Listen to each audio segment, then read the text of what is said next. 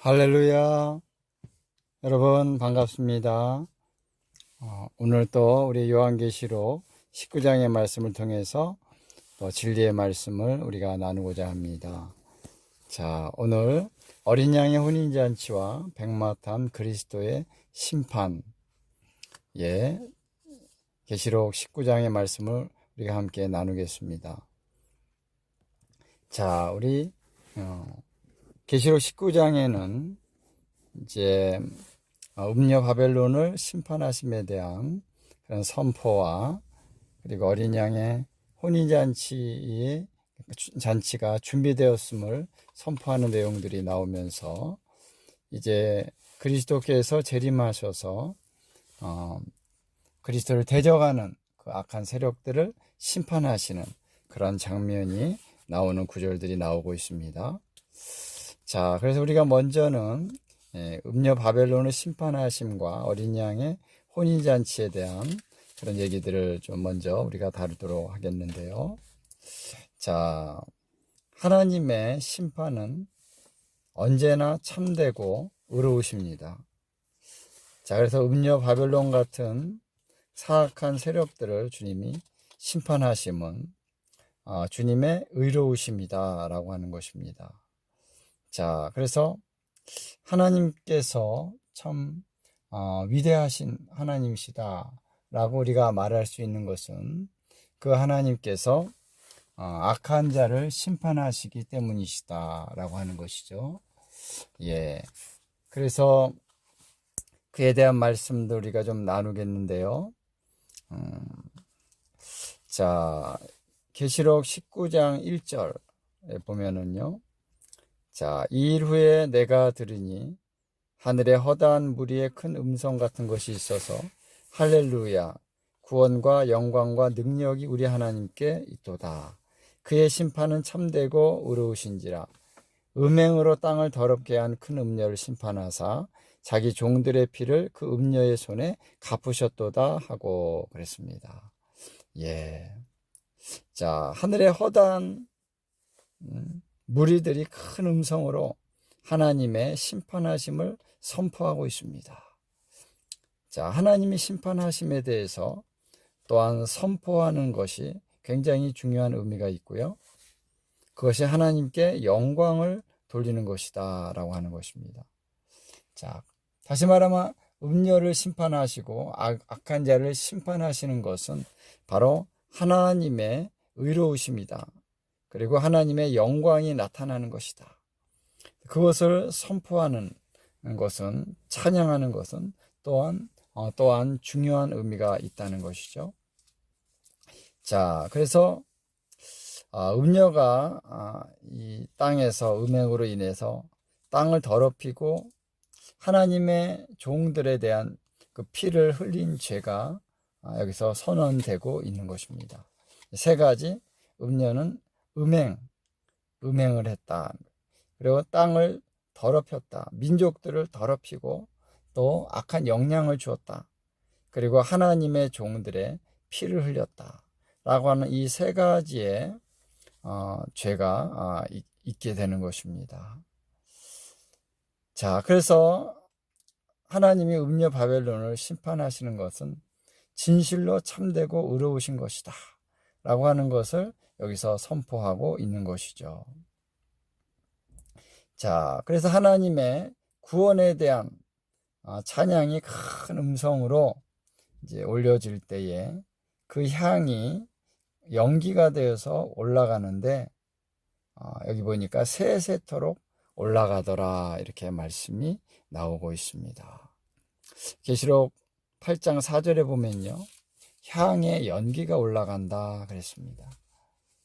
향이 올라가기 위해서는 연기가 함께 올라가야 되는 것이죠.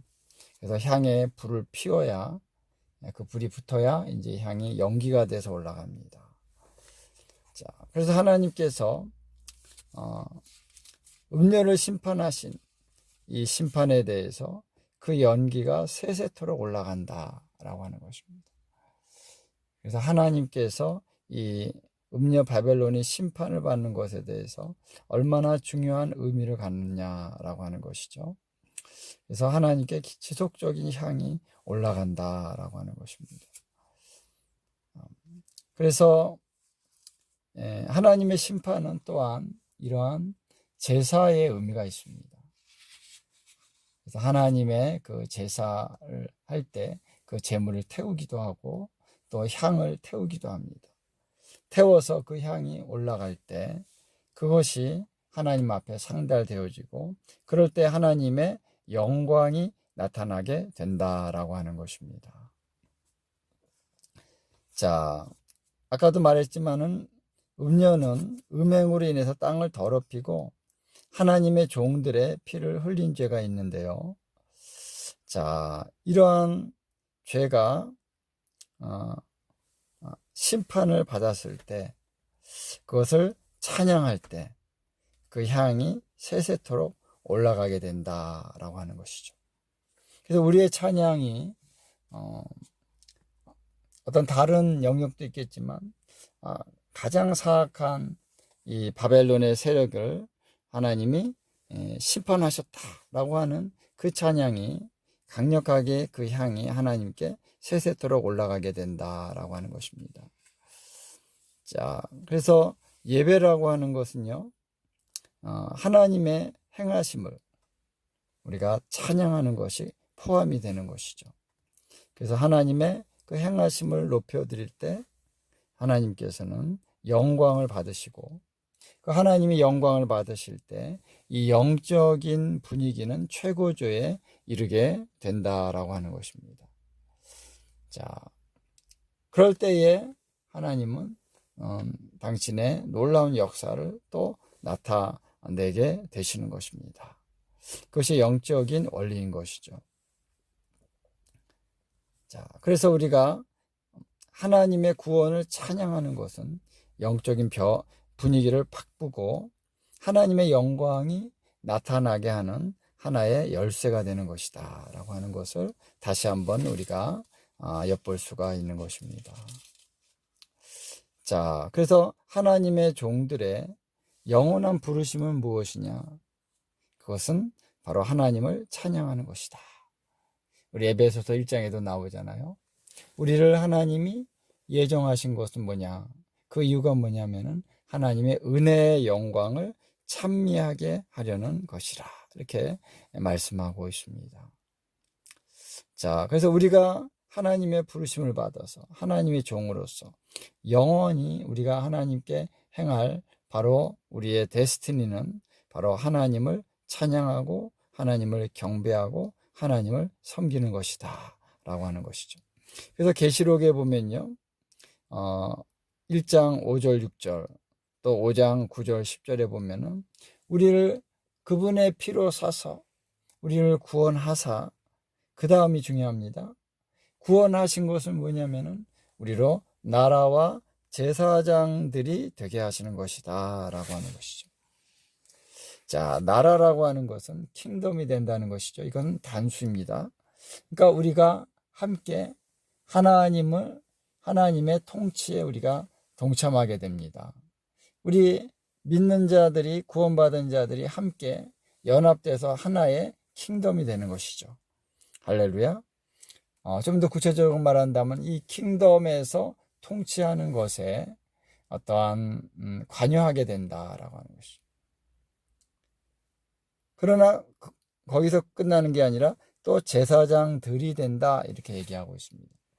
여기서는 복수형을 쓰고 있습니다. 제사장들이 되어서 하나님을 영원히 섬기게 된다라고 하는 것이죠. 여러분, 그래서 오늘 우리가 구원받은 목적이 뭐냐? 우리의 존재가 창조된 목적이 뭐냐? 하나님을 찬양하는 것이다 라고 하는 것입니다. 할렐루야. 자, 여기 보면은 그 다음에 4절에 24장로와 내 생물이 엎드려 보좌에 앉으신 하나님께 경배하여 이르되 아멘 할렐루야. 그래서 24장로와 내 생물이 하나님 앞에 그 보좌 앞에 있는 가장 중요한 목적은 뭐냐면 그들이 하나님을 경배하고 하나님을 찬양하는 것입니다. 그것이 그들의 가장 중요한 임무인 것입니다. 뭐 여러 가지 다른 일도 합니다. 그러나 가장 중요한 것은 하나님을 예배하는 것이다 라고 하는 것이죠. 자, 그래서 하나님의 백성들이 구원받은 목적도 바로 하나님을 섬기는 것인데, 여기 15절에 보니까 또 보좌에서 음성이 나서 이르되 하나님의 종들 곧 그를 경외하는 너희들아 작은 자나 큰 자나 다 우리 하나님께 찬송하라 하더라.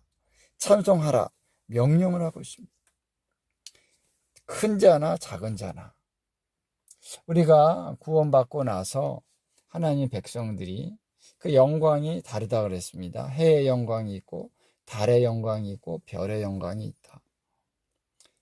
이것은 그렇게 될 수밖에 없는 부분이 있습니다.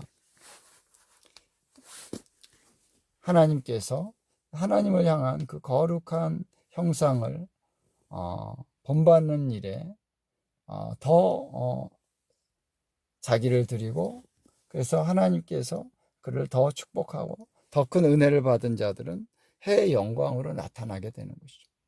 그 다음 달의 영광이고 별의 영광. 그러나 여기서 큰 자가 있고 작은 자가 있다는 것입니다. 그러나 똑같은 것은 다 우리 하나님께 찬송하라 라고 하는 명령을 받고 있다라고 하는 것이죠.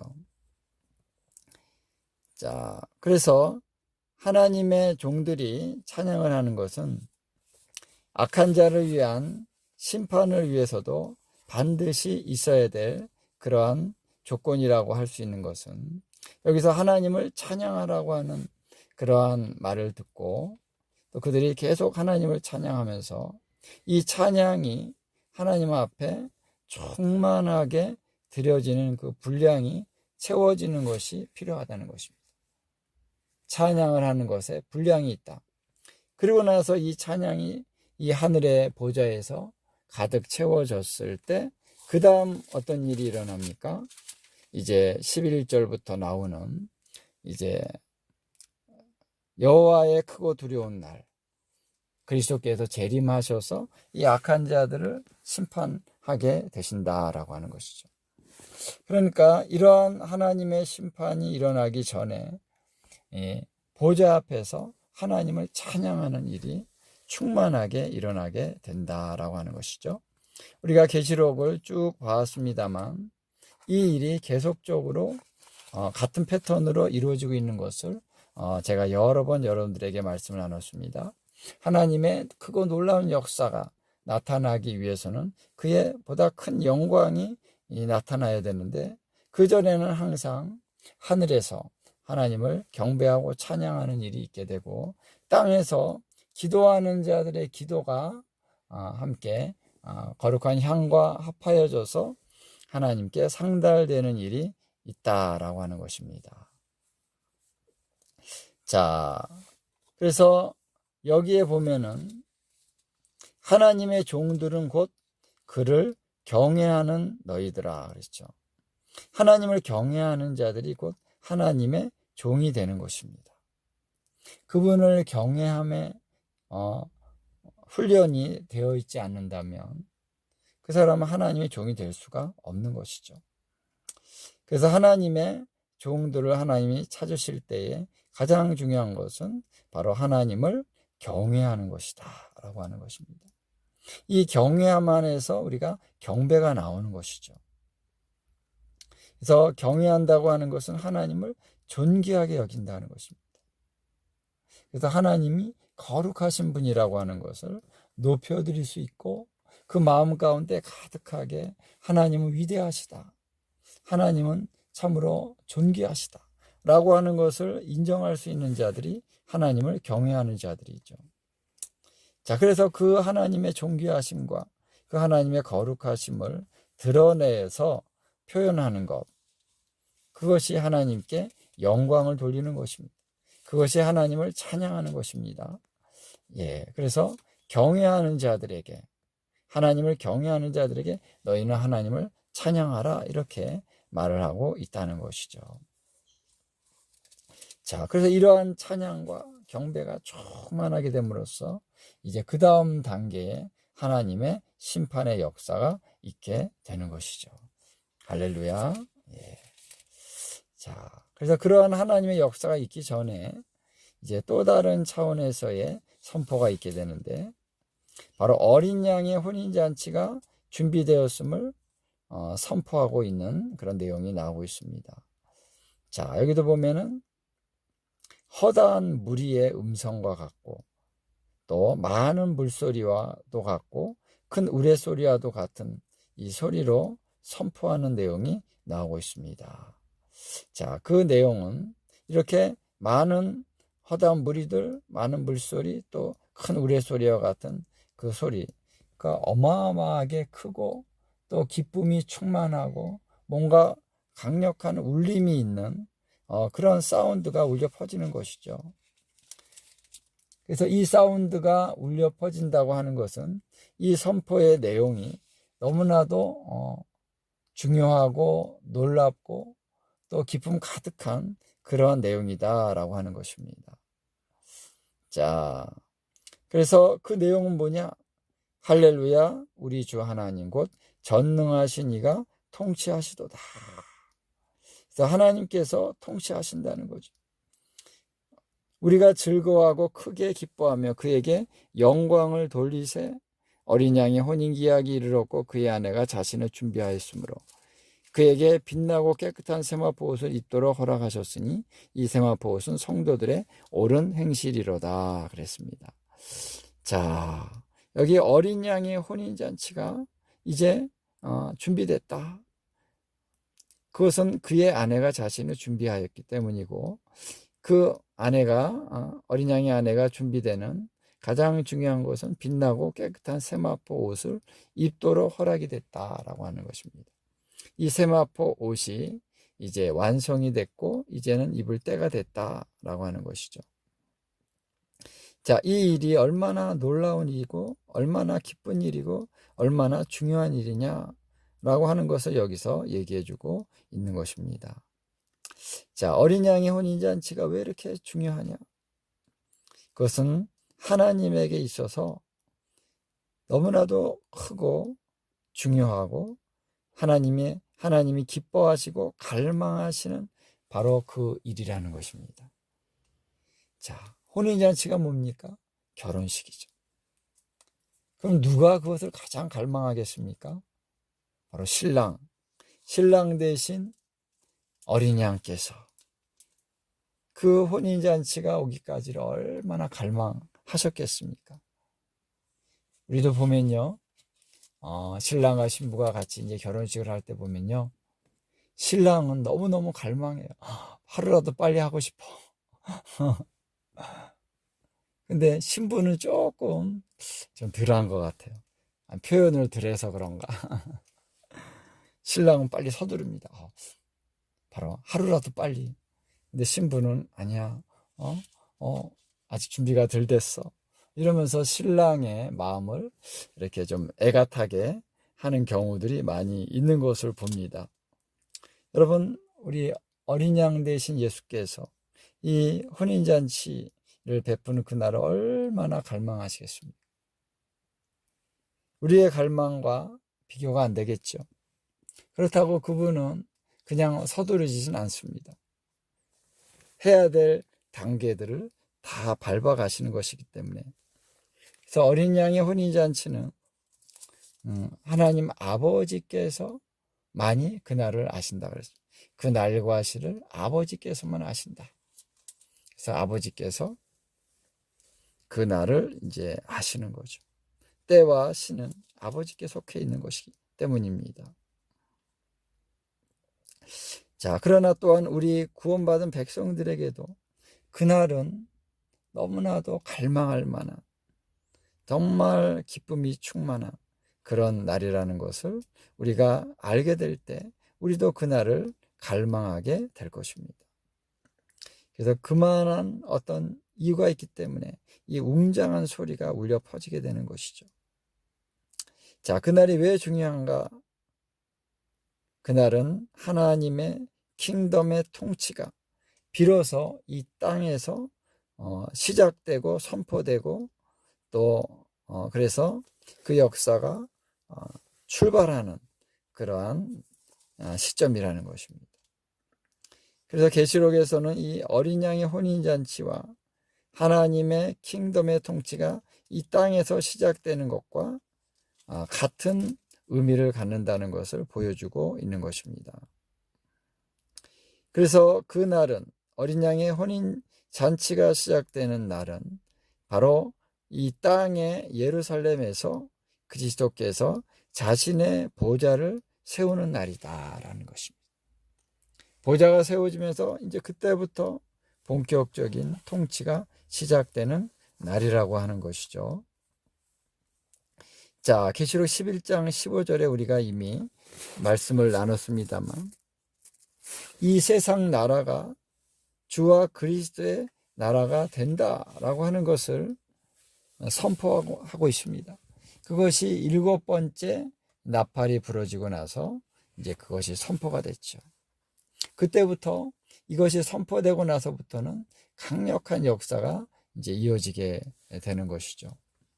그래서 주와 그리스도의 나라가, 세상 나라가 주와 그리스도의 나라가 되는 것이 선포됨으로 말미암아 그때가 아주 임박했다라고 하는 것을 7째 나팔에서 선포하신 건데, 그것이 본격적으로 이루어지는 때가 바로 어린 양의 혼인잔치다라고 하는 것입니다. 그래서 계시록 20장 4절에서 6절은 그리스도의 지상 통치가 이제 성도들과 함께 시작된다라고 하는 것을 선포하고 있죠. 바로 이 성도들은 첫째 부활에 동참한 자들이다. 그래서 여기 그리스도의 보좌가 바로 예루살렘에 세워지면서 거기서부터 통치가 시작되는 것입니다. 할렐루야. 그래서 기쁜 날인 것이죠. 의미가 있는 날이고, 이제 우리 스가랴서에 보면은 그 날이 어떤 날이냐? 초막절이고, 그래서 초막절은 뭐냐면 그리스도의 대관식이 있었던 날이다 라고 하는 의미를 우리가 엿볼 수가 있습니다.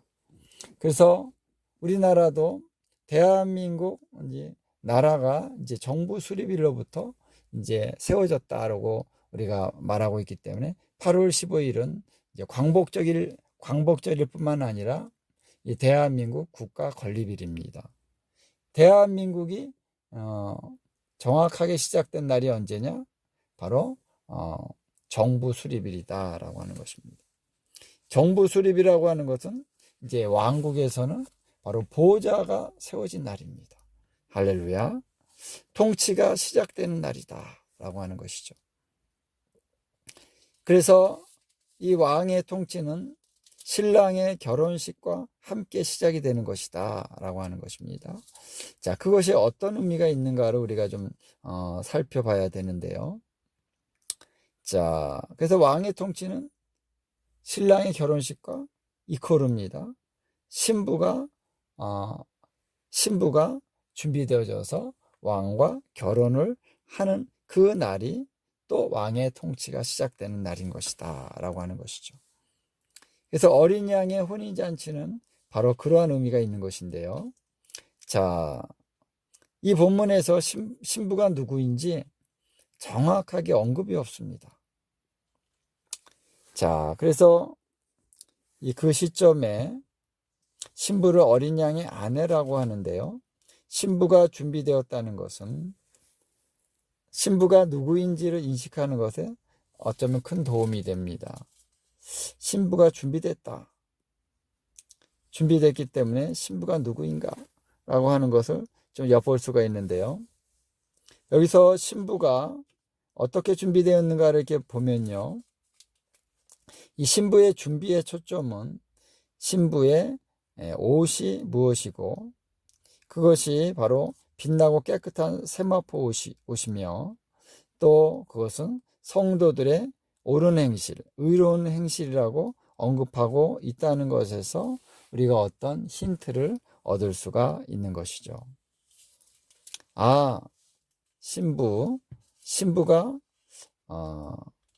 누군지 여기선 말하고 있지 않지만 신부의 옷이 성도들의 옳은 행실들이다 라고 언급하고 있다는 것에서 어떤 의미를 우리가 가질 수가 있는 것입니다. 자, 우리 계속해서 우리가 또 이 부분을 살펴봐야 되는데요. 자, 계시록 이제 19장 8절에 보면요. 자, 빛나고 깨끗한 세마포 옷이 있도록 허락하셨는데 이 세마포 옷은 성도들의 옳은 행실이다. 이렇게 얘기를 하고 있습니다. 자, 그래서 이 성도들의 옳은 행실을 누가 입느냐? 누가 입고 신부가 돼서 결혼을 하게 되느냐라고 하는 것을 이제 여기서 살펴봐야 되는데, 그래서 여기서 우리가 엿볼 수 있는 것은 뭐냐면요. 자, 어린 양이신 신랑의 신부는 바로 교회가 아니라는 것입니다. 그러면 우리가 다른 구절에서 교회가 신부라 그러지 않았습니까? 구약에 보면 이스라엘이 또 신부라 그럽니다. 이스라엘이 신부라고 나오기도 하고 교회가 신부라고 나오기도 하고, 그리고 여기서 근데 교회가 구원을 받은 성도들이 여기서 신부가 될 수가 없는 거예요. 왜? 제3자로 나오기 때문에 그렇다는 것이죠. 여기서 우리가 해석을 잘 하면서 진정한 의미를 우리가 살펴봐야 되는데요. 자, 그 다음에 9절에 보니까 또 이런 얘기가 나오죠. 어린 양의 혼인잔치에 청함을 받은 자들이 복이 있다. 여기도 보면요. 어린 양의 혼인잔치에 청함을 받은 자들이 누구냐? 그 성도들이죠. 자, 마태복음 22장 1절에서 14절을 보면 이제 왕의 아들의 혼인잔치의 비유가 나옵니다. 그러면서 신부가 누구인지 거기도 나오질 않아요. 근데 거기에 많은 사람들이 청함을 받았으나 택함을 받은 자는 적다, 이런 말씀을 하면서 많은 사람들이 혼인잔치에 청함을 받는 내용이 나오고 있습니다. 자, 그래서 어린 양의 혼인잔치에 청함을 받은 자들은요, 복이 있는 자들이에요. 복이 있다 그랬죠. 그러나 그들이 신부라고 말하고 있지는 않아요. 그럼 여기서 그럼 뭐야? 교회가 신부가 아니면은 그러면 이게 다르지? 이렇게 우리가 생각할 수가 있습니다. 이 부분은 우리가 좀 더 깊이 계속되는 우리 구절을 통해서 우리가 이 부분을 잘 해석을 해야 될 줄로 믿는데요. 자, 또 마태복음 25장 1절부터 13절에 보면 열 처녀 비유가 나오는데요. 거기도 신부가 누구인지 나오지 않습니다. 그래서 열 처녀들이 나오지만 그러면 예수님의 신부가 10명이야? 이렇게 생각했던 적도 있는데, 열 처녀들은 들러리죠. 혼인잔치에 참여하는 들러리 혹은 참여하는 자들, 여기 청함을 받은 자들하고 똑같다라고 볼 수 있는 것입니다. 자, 그렇기 때문에 거기서도 어린 양의 신부가 누구인지는 나오지 않고 있다라고 하는 것입니다. 자, 그래서 이 청함을 받은 자들은 누구냐? 바로 성도들이라고 할 수 있고요. 계시록 20장 4절에서 6절에 보면 첫째 부활에 참여하는 자들, 이들이 바로 어린 양의 혼인잔치에 참여하는 자들입니다. 그렇죠? 자, 그러나 이제 우리 구약을 참조해서 우리 구약에 있는 내용들도 보면요, 거기에 이스라엘의 남은 자들도 함께 참여한다는 것을 알 수가 있습니다. 그 예루살렘 안에 그들도 있는 것이죠. 여기서 우리가 좀 깊이 있는 이해를 우리가 할 수 있는 것이 뭐냐면은, 이 첫째 부활에 참여한 자들은요, 통치하는 자들이라고 그랬습니다. 그리스도와 함께 통치하는 자들. 그러면은 통치를 받는 사람들은 누구냐? 통치를 받는 사람은 그 예루살렘 안에 들어온 이스라엘의 남은 자들이다. 그들은 부활의 몸을 입지 않은 것입니다. 그냥 자연적인 몸을 갖고 그들이 남은 자가 돼서 그들이 구원을 받고 예루살렘으로 들어온 자들이에요. 그래서 한 부류는 예루살렘을 지켰던 사람들이 있습니다. 이사야서 보면은 나옵니다. 그리고 또 다른 곳에서 또 포로로 잡혀 있다가 포로가 돌이켜지고 그리스도께서 그들을 돌리셔서 예루살렘으로 들어온 자들이 있다라고 하는 것이죠. 그들은 부활의 몸은 입지 않고 예루살렘 안에서 함께 이렇게 거주하게 되지만, 그래서 그들은 통치를 받는 입장에 있는 것이죠. 그래서 예루살렘의 시민이다 라고 볼 수 있는 것입니다. 그 외에 이제 이방에 또 남은 자들이 있다 그랬죠. 스가랴서에 보면은 열방 가운데 또 남은 자들이 있습니다. 심판을 받지 않고 남은 자들. 자, 이들도 이제 통치의 대상이 되는 것입니다. 이 천년 왕국 기간 동안에 그래서 세 부류가 있는 것입니다. 첫째 부활에 참여한 자, 또 이스라엘의 남은 자들, 또 열방의 남은 자들이 있는 것이죠. 자, 그래서 이 청함을 받고 그 어린 양의 혼인잔치에 참여한 자들은 신부가 아니다라고 하는 것입니다. 요한계시록에서 아니라고 얘기하고 있는 것이죠. 자, 그러면 뭔가 좀 더 우리가 진행을 해봐야 될 줄 압니다. 자, 요한계시록에서는 하나님께로부터 하늘에서 내려오는 새 예루살렘이 신부 곧 어린 양의 아내라고 말하고 있습니다. 자, 한번 구절을 읽어보겠습니다. 21장. 자, 21장 2절을 보면은 이렇게 나오죠. 또 내가 보매 거룩한 성 새 예루살렘이 하나님께로부터 하늘에서 내려오니 그 준비한 것이 신부가 남편을 위하여 단장한 것 같더라 그랬습니다. 자, 새 예루살렘이 거룩한 성인데요, 바로 신부라고 얘기하고 있는 것입니다. 자, 그리고 이제 9절에 보면요. 자, 7 대접을 가지고 마지막 7 재앙을 담은 7 천사 중 하나가 나와서 내게 말하여 이르되 이리 오라, 내가 신부 곧 어린 양의 아내를 내게 보이리라. 여기 분명히 나오죠. 누가 신부냐? 여기 이제 신부 어린 양의 아내를 내게 보이리라. 그리고 이제 10절에 보니까 자, 하나님께로부터 하늘에서 내려오는 거룩한 성 예루살렘을 보이니 그랬습니다. 자, 그래서 요한계시록에서는요, 누가 어린 양의 신부냐?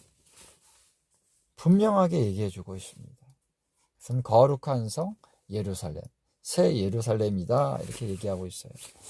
그러면 이런 질문이 나오죠. 아니 뭐 신부가 무슨 도시가 무슨 신부야? 예수님은 살아계신 인격이시고 도시는 인격이 아닌데 어떻게 인격이 아닌 것과 결혼을 해? 우리가 요즘에 뭐 막 동물하고 결혼식하고 그러죠. 그런 것도 막 그런데 아니 어떻게 도시하고 결혼하냐? 뭐 이런 이제 의문을 가질 수가 있습니다. 여러분, 이 결혼이라고 하는 의미는 우리 인간적인 차원에서의 결혼만의 의미가 아니라 거룩한 언약을 얘기하는 것이죠. 하나님은요, 예루살렘도 인격체처럼 말씀하십니다. 예루살렘아, 예루살렘아. 이렇게 인격적으로 말씀하죠. 그래서 하늘도 땅도 하나의 인격처럼 하나님은 말씀하십니다. 그것이 우리가 생각하는 우리 인간의 어떤 그 인간의 차원 안에서 우리가 정의하는 인격과 하나님께서 말씀하시는 인격은 다릅니다. 여러분, 땅도 인격이 있어요. 성경에 보면은 사람들이 죄를 많이 범하면요, 땅이 어떻게 해요? 토해낸다 그랬습니다. 그것은 어떠한 인격적인 그러한 어떤 패턴이 있다는 것이죠. 원리가 있다는 것입니다. 하늘도 어두워지기도 하고요. 하늘도 반응을 합니다. 해와 달과 별들도요, 우리가 지상에서 하고 있는 모든 인간의 그 활동들을 해와 달과 별이 다 봅니다. 다 압니다. 왜? 그들도 인격이라고 말할 수 있는 부분이 있다는 것이죠. 어쨌든 땅과 결혼한다는 것이 무엇이냐? 이게 도대체 어떤 내용이냐? 우리가 좀 반신반의할 수 있는데요. 이사야서에 보면요, 분명하게 예루살렘이 결혼한 바 된다는 얘기가 나옵니다. 4절, 5절에 보면 제가 한번 읽어봅니다. 예루살렘에 대한 얘기죠. 다시는 너를 버림받은 자라 부르지 아니하며 다시는 내 땅을 황무지라 부르지 아니하고 오직 너를 헵시바라 하며 내 땅을 뷸라라 하리니 이는 여호와께서 너를 기뻐하실 것이며 내 땅이 결혼한 것처럼 될 것이라 그랬습니다. 예루살렘을 얘기하는 것이면 예루살렘의 땅이 결혼한 것처럼 되리라. 5절 마치 청년이 처녀와 결혼함 같이 내 아들들이 너를 취하겠고 신랑이 신부를 기뻐함 같이 내 하나님이 너를 기뻐하시리라. 아멘, 할렐루야. 자, 이사야서에도 보면요, 예루살렘이 마치 인격인 것처럼 결혼한 바 된다 그랬습니다. 자, 그래서 예루살렘에 거주하는 백성들을 바로 예루살렘의 아들들, 너의 아들들이다 이렇게 표현을 하고 있는 것입니다. 그리고 여호와는 예루살렘의 신랑이시다 이렇게 얘기하고 있는 것이죠. 자, 이것을 우리가 어떻게 이해할 수 있냐면요, 고대의 왕국에서 왕이 도읍지를 정하고 이제 왕국을 출발하잖아요. 그렇죠? 왕국이 물론 다른 데서 이렇게 출발을 했을지라도 정식 출발을 하고 대관식을 할 때는 반드시 그 나라에 어떻게 도읍이 정해져야 됩니다. 거기에 왕이 통치할 보좌를 피시고 그 보좌에 앉아서 이제 왕이 통치한 그때에 왕은 그 도시와 결혼 관계로 들어가는 것입니다. 결혼식을 하는 것입니다. 그래서 그 백성들은 이제 왕의 아들들로 묘사되는 것이죠. 바로 이러한 어떤 비유적인 그런 선포가 고대에도 있었고 그것이 성경에서도 그대로 나타나고 있는 것이죠. 자, 그래서 이 성경에 보면 히브리어를 보면요, 이 도시라고 하는 것은요 여성형으로 나옵니다. 그리고 왕은 남성형이죠. 이 성이 있잖아요, 그 단어에. 그러니까 왕이라고 하는 단어는 남성형이고 그 도시는 예루살렘 같은 경우는 다 여성형으로 나옵니다. 자, 그러니까 거기에 이제 고대의 언어들은 다 그런 의미가 있다는 것이죠. 또 우리가 갈라디아서 4장 26절에 보면요, 위에 있는 예루살렘이 바로 우리의 어머니라 그랬습니다. 성도들의 어머니라. 그러면은 우리의 아버지는 하나님이시고 우리의 어머니는 예루살렘입니다. 위에 있는 예루살렘이 우리의 어머니다 이렇게 얘기하고 있는 것이죠. 자, 그래서 성경은요 바로 예루살렘을 계속 여성으로, 신부로, 어머니로 이렇게 묘사하고 있다는 것입니다. 자, 그렇기 때문에 어린 양의 혼인 예식은 재림하신 예수 그리스도께서 예루살렘에서 보좌를 피시고 이제 지상의 통치를 본격적으로 시작하는 대관식이라고 할 수 있다라고 하는 것입니다. 자, 그래서 새 예루살렘이 바로 어린 양의 신부다라고 얘기하고 있는 것입니다. 자, 그런데 이제 거기에 우리는 아들이 돼서 거기서 함께 우리가 통치를 받고 함께 살게 되는 것이죠. 그래서 새 예루살렘 안에는 바로 결혼 관계 가운데, 언약 관계 가운데 들어가는 것이고 우리도 바로 새 예루살렘과 하나가 돼서 같이 주님의 통치를 받게 되는 것입니다. 그래서 어떤 때는 교회가 그 언약 관계 가운데 들어갔기 때문에 교회가 그리스도의 신부라고 얘기하는 것입니다. 그것도 틀린 것이 아닙니다. 그러나 이제 새 예루살렘이 이제 있게 되고 우리가 천년왕국으로 들어갈 때는 지금 우리가 생각하는 그 교회와는 좀 다른 개념입니다. 에클레시아와는 다른 개념으로 우리가 하나님의 백성이 되는 것이고요. 또 하나님의 통치가 지금도 하나님 우리를 통치하시지만 좀 다른 차원에서 하나님의 통치가 이루어지는 거잖아요. 그때는 우리가 이제 교회라고 하는 정체성보다는 우리가 주님과 함께 통치하는 자들로서 하나님의 종들이다라고 하는 그런 정체성이 더 뚜렷한 정체성이 되는 것이죠. 그래서 주님과 함께 통치하고 다스리는 자요, 하나님을 섬기는 하나님의 종들이 되는 것입니다. 할렐루야. 자, 그렇기 때문에 이제 우리가 신부라고 하는 그것에 너무 우리가 개념을 너무 강하게 둬서 언제까지나 우리는 그리스도의 신부니까 이 해석을 그런 식으로만 하려고 하면요, 요한계시록이 좀 해석이 어려울 수가 있는 것이죠. 자, 어린 양의 혼인잔치가 있기 위해서 그러니까 준비되어져야 되는 것이 두 가지가 있습니다. 첫째는 아까 읽은 말씀 안에서 성도들의 의로운 행실이 충분한 분량으로 채워져야만 한다라고 하는 것입니다. 그것이 바로 신부의 뭡니까? 옷이 된다라고 하는 것이죠. 빛나고 깨끗한 세마포 옷을 입도록 허락하셨습니다. 그래서 신부의 옷은 결혼식에서 가장 중요한 것 중에 하나죠. 신부의 옷이 준비되지 않으면 결혼식을 할 수가 없습니다. 그렇죠? 그래서 웨딩 드레스 굉장히 중요한 거잖아요. 그래서 이 옷이 준비되기 위해서는 성도들의 옳은 행실, 의로운 행실이 충만한 수준에서 준비가 되어져야만 하는 것이다 라고 하는 것입니다. 이 아가서에 보면요, 그 신부의 그 신부가 하는 그 행실들이 아름답게 그 신랑의 어떤 왕의 통치를 준비한다라고 하는 말씀이 있습니다.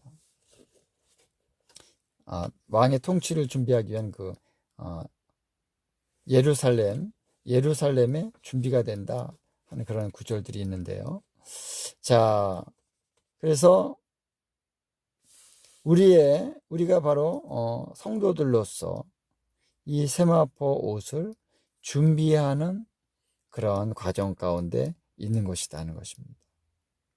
그래서 우리의 의로운 행실은 우리가 구원을 받고 또 하나님 안에서 영광스러운 부활에 참여하기 위한 그러한 모든 과정인 것은 분명하지만 또 하나의 어떻게 보면 더 중요한 의미가 하나님께서 어린 양의 신부로 준비하는 예루살렘이 바로 준비되기 위해서 우리 성도들의 의로운 행실이 준비되어져야만 한다라고 하는 것입니다. 주님의 재림을 우리가 준비하기 위한, 그날이 오게 하기 위한 가장 중요한 준비는 무엇입니까? 바로 거룩함이라는 것입니다. 성도들의 의로운 삶이라는 것입니다. 예. 자, 두 번째, 어린 양의 혼인잔치가 되어지기 위해서 준비되어져야 될 것, 그것은 혼인잔치의 청함을 받은 자들의 분량이 채워져야 된다라고 하는 것이죠. 이건 수적인 분량을 얘기하는 것입니다. 마태복음 22장 1절 14절에도 보면요, 청함을 받고 택함을 받은 수가 수준에 미달되니까 청함을 받았는데 실제로 참여한 자들이 얼마 되지 않는다. 그러니까 어떻게 얘기하고 있습니까? 너희는 가서 더 많은 자들을 오도록 권해라 그랬습니다. 그래서 이 내 집을 채워라 그랬습니다. 자, 그래서 이 어린 양의 혼인잔치에 참여해야 될 사람들의 분량이 있다는 것이죠.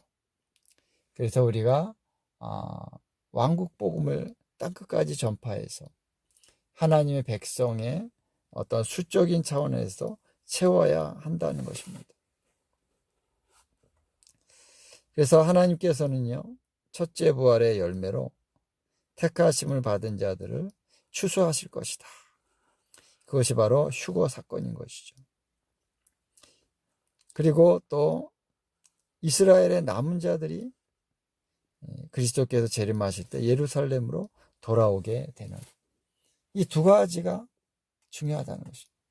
우리는 한 가지 차원에서 이 복음을 전하고 예수님을 믿고 그래서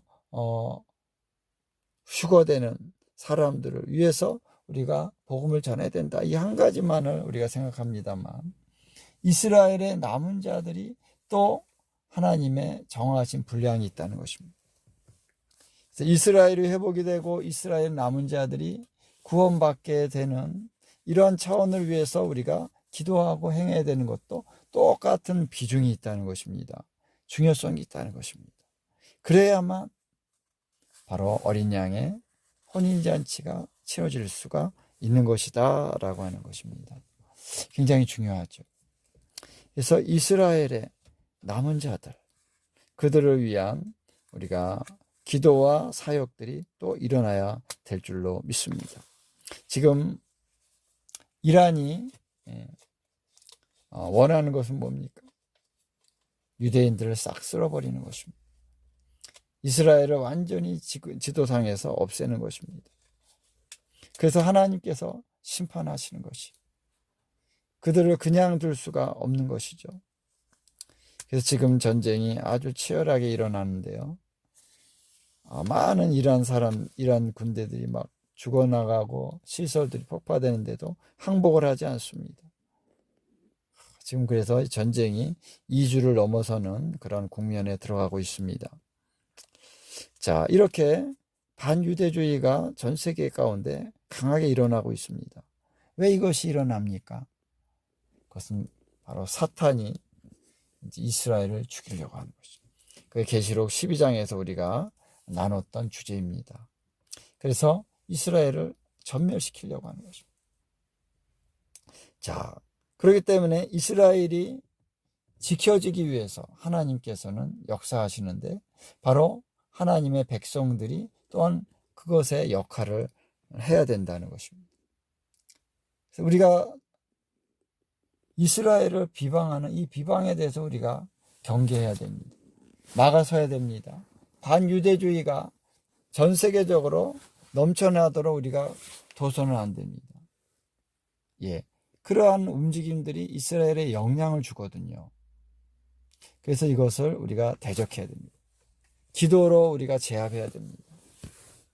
그리고 이스라엘이 회복되어져야 된다라고 하는, 그래서 이스라엘 남은 자들이 돌아와야 된다고 하는 것에 우리는 중요한 우리 의미를 우리가 발견할 수 있어야 된다라고 하는 것이죠.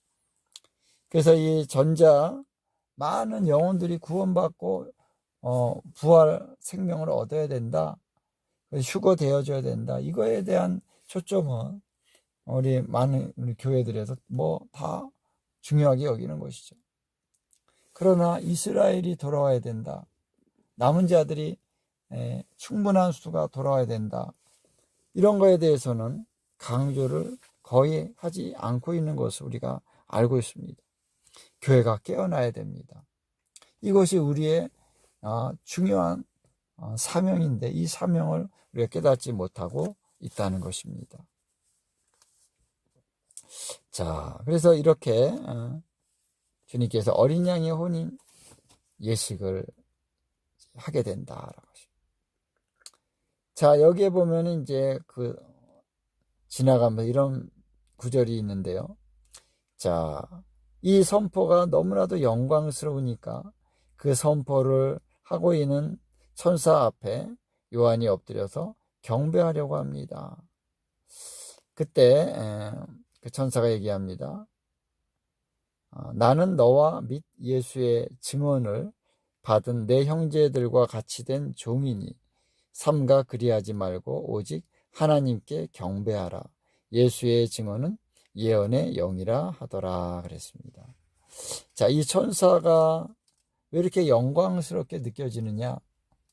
천사 자신의 영광이 아니라 천사들이 어떠한 사역을 할 때, 예언적인 선포를 하거나 할 때 천사들은 하나님이 주시는 영광의 능력을 입고 그 일을 하는 것이죠.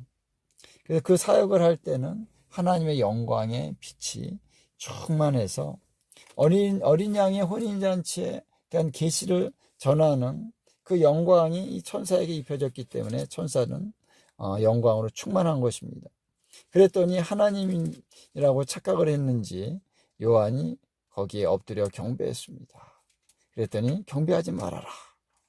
여러분, 중요한 것입니다. 오직 하나님만이 경배를 받으셔야 됩니다. 우리는 때로는 영광스러운 사역을 할 때 그 사역자를 우리가 하나님처럼 생각할 수가 있습니다. 그 사람을 높일 수가 있습니다. 그래서는 안 된다는 것이죠. 오직 하나님께만 경배를 해야 됩니다. 그러면서 한 가지, 예수의 증언은 예언의 영이다 라고 하는 말을 선포하고 있습니다. 그래서 나는 예수의 증언을 받은 너희와 같은 형제된 종이다 그랬죠. 그래서 지금 천사는 내가 지금 예수의 증거를 하고 있는 것이다 라고 하는 그 얘기입니다. 예수님의 증거를 나타낼 때 그것은 굉장히 영광스러운 것인데 예수의 증거는 곧 예언의 영이라는 것입니다. 할렐루야. 바로 예언한다는 것은 바로 예수의 증거를 받는 것인데 1장에서 제가 그 설명을 좀 했었습니다만 예수의 증거는 예수님은 그것을 하나님께 받아서 증거하시는 것입니다. 그것이 예수님 자신으로부터 나온 게 아니죠. 먼저는 아버지 하나님으로부터 말씀이 떨어지면 예수님은 그것을 증거하시는 것입니다. 그 증거를 받아서 말씀을 받아서 증거하시는 것이죠. 성령님은 예언의 영으로서 예수님의 증거를 예언의 영을 통해서 선지자에게 그것을 보여주고 감동을 주심으로써 선지자가 그것을 예언으로 선포하게 하시는 것입니다. 그래서 성령님은 예언의 영이시다.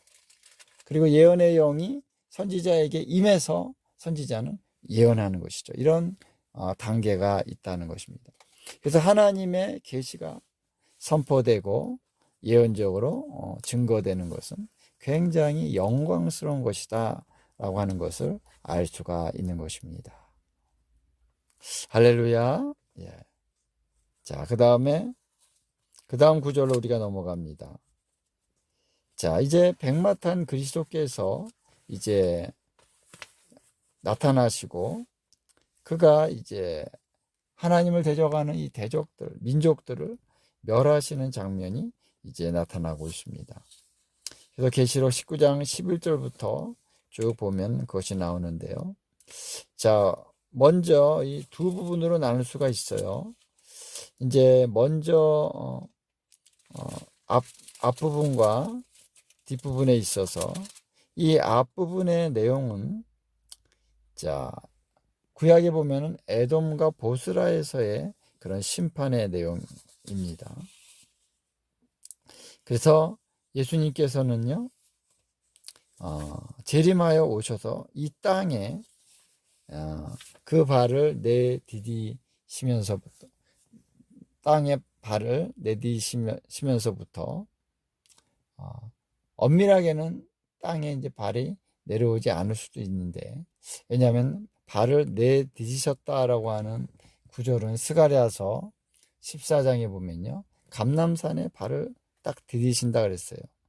이 땅에 오신 것과 발을 정확하게 디딘다 하는 것은 좀 다를 수도 있지 않을까 하는 그런 마음이 들기 때문에 그렇게 한번 볼 수가 있는 것입니다. 어쨌든 이 땅에 내려오셔서 그리스도께서 가장 먼저 하시는 것은 바로 보스라, 에돔에 가신다는 것입니다.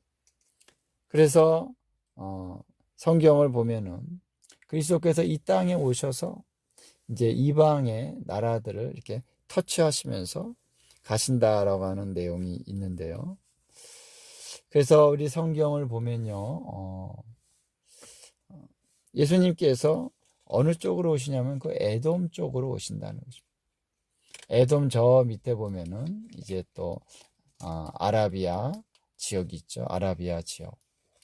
이제 그쪽으로부터 이렇게 올라오신다라고 하는 것을 우리가 알 수가 있는데요. 그래서 성경을 이제 연구하시는 분들 중에 이런 얘기를 하는 분들이 있습니다. 바로 출애굽의 경로와 똑같이 예수님께서는 오신다. 그래서 시내산으로부터 출발해서 쭉 올라오면서 에돔으로 오고 에돔을 지나서 이제 예루살렘으로 오신다. 이제 그러한 내용들을 우리가 또 기회가 있으면 자세히 나눌 수 있을 때가 오리라고 봅니다. 자, 그래서 전반부는 바로 그러한 내용들이 나오고 있는데 전반부가 16절까지죠. 그 다음에 후반부는 바로 예루살렘을 치러 오는 자들을 멸하시는 그 내용이다 라고 하는 것을 알 수가 있습니다. 스가랴서 14장 2절에 보면요, 그 마지막에 이제 예루살렘을 치러 오는 자들이 있어서 예루살렘이 거의 함락될 뻔하는 그런 내용이 나오고 있습니다. 그래서 반이 이제 포로로 끌려가고 남아있는 자들이 있는데 그 남아있는 자들은 이제 하나님 지켜주신다, 그런 말씀이 있습니다.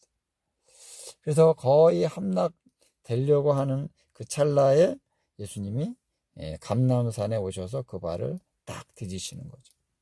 그러면서 그들을 이제 진멸하시는 그 역사가 시작되는 것입니다. 자, 이 두 가지의 차원을 요한계시록은 얘기한다고 볼 수가 있습니다. 그것은 이제 구약에 있는 말씀도 함께 연결하고요. 또 요한계시록의 이 19장의 내용들도 자세히 살펴보면은 앞부분과 뒷부분은 분명히 다른 거예요. 차원이 다르고 내용이 다릅니다. 그렇기 때문에 그런 것들 우리가 합해서 그렇게 결론을 우리가 내릴 수가 있다는 것이죠. 자, 그래서 좀 더 자세히 우리가 들어가다 보면요. 자, 그래서 이 선지서의 여러 부분에서 재림하시는 메시아께서 에돔 지역을 거쳐서 예루살렘으로 가신다는 그런 내용들이 많이 나오고 있습니다. 자, 이사야서 63장 1절에 그런 내용이 나옵니다. 에돔에서 오는 이 누구며 붉은 옷을 입고 보스라에서 오는 이 누구냐, 그의 화려한 의복 큰 능력으로 걷는 이가 누구냐. 자, 여기 보면 에돔에서 오고 보스라에서 오는 이라 그랬습니다. 자, 여기서 왜 에돔에서 오고 보스라에서 온다 그랬을까요? 온다라고 하는 것은 이제 에돔으로부터 이제 오고 어느 방향 가운데 가고 있는 그 시점에서 가고 있는 그 장소에서 볼 때는 오는 것이 되는 거죠. 그렇죠? 에돔에서 보스라에서 어디로 갑니다. 예수님께서 부활하신 주님이 가십니다.